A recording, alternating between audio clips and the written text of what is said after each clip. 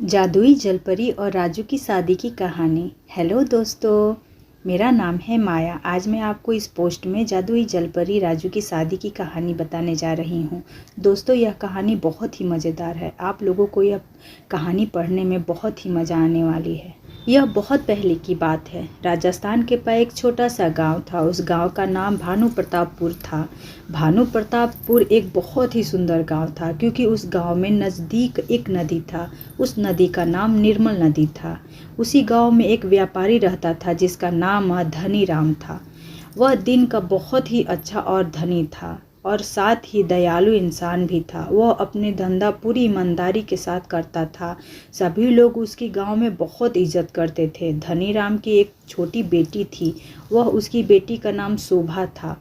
वह अपनी बेटी से बहुत प्यार करता था। शोभा खूबसूरती के साथ साथ दिल की बहुत अच्छी थी, और शोभा के पास एक दिव्य शक्ति भी थी। वह पानी को छूते ही जल परी के रूप में बदल जाती थी, लेकिन यह बात किसी को मालूम नहीं था।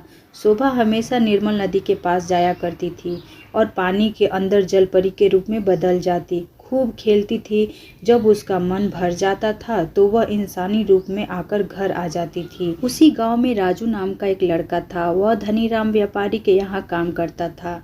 राजू अपना काम पूरी ईमानदारी के साथ करता था। धनी राम राजू से बहुत प्रसन्न था।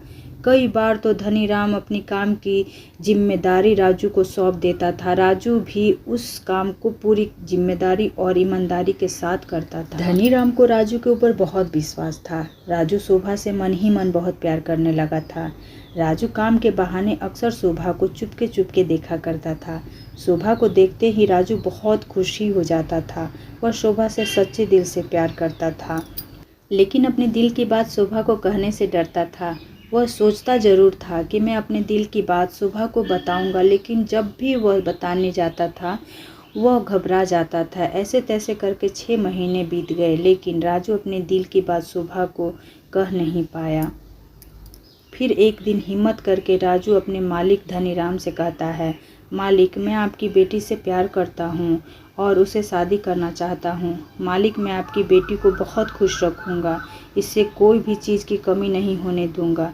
यह बातें सुनकर धनी राम बहुत खुश हो गया और मन ही मन सोचने लगा कि राजू बहुत ही ईमानदार लड़का है और मुझे इस पर पूरा विश्वास है। शायद इससे अच्छा लड़का मेरे बेटी के लिए कोई नहीं हो सकता। अगर मेरी बेटी इसे शादी करती है तो वो बहुत खुश रहेगी।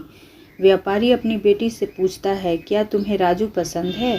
क्या तुम उससे शादी करना चाहती हो? शोभा मन ही मन सोचती है, अगर मैं राजू के साथ शादी कर लूँगी तो जल परी की बात सबको मालूम हो जाएगी। इस बात की डर से शोभा शादी से मना कर देती है।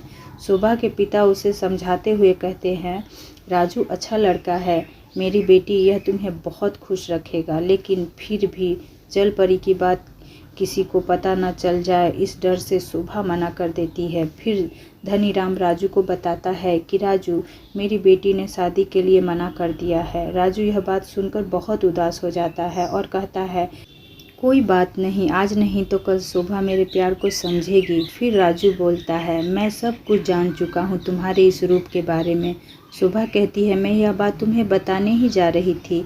अब तुम्हें तो सब कुछ पता चल गया है, लेकिन यह बात किसी को भी मत बताना, खासकर मेरे पिताजी को, नहीं तो वो बुरा मान जाएंगे। तभी राजू कहता है, अच्छा ठीक है, यह बात किसी को नहीं बताऊंगा, यह बात तो राज ही रहेगा। फिर शोभा कहती है, क्या तुम मुझसे शादी करना चाहते हो राजू?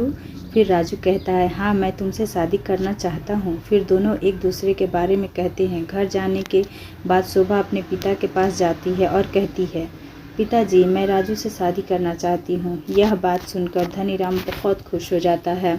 फिर धनी राम अपनी बेटी की शादी राजू के साथ बड़े ही धूमधाम से कराता है। शादी के बाद जल परी और राजू अपनी ज़िंदगी खुशी खुशी बिताते हैं। तो फ्रेंड, उम्मीद करते हैं ऑसम शॉर्ट्स भक्ति में आप लोगों को ये कहानी बहुत पसंद आई होगी। तो प्लीज़, अगर आप हमारे चैनल पर नए हैं तो जल्दी से सब्सक्राइब कर लें। धन्यवाद।